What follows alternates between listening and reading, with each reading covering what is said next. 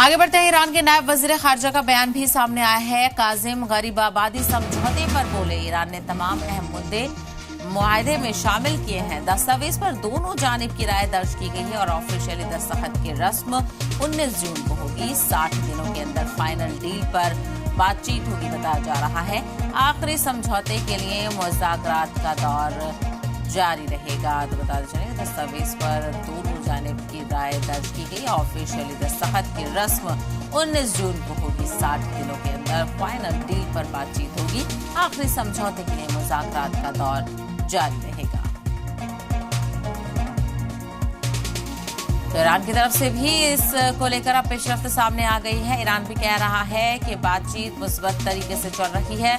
60 दिनों के अंदर फाइनल डील पर बातचीत होगी, यानी 60 दिनों तक मुज़ाकरात चलते रहेंगे और अमन समझौते को लेकर भी कवायद जारी रहेगी। तो ईरान के नायब वज़ीर खारजा का बयान, ईरान ने तमाम अहम मुद्दे मुआहदे में शामिल किए हैं और दस्तावेज पर दोनों जानिब की राय दर्ज की गई।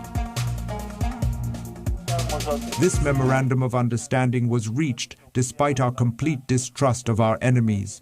We have no trust in the enemy.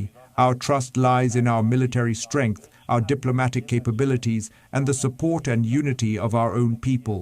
That is why the implementation of this memorandum of understanding is extremely important.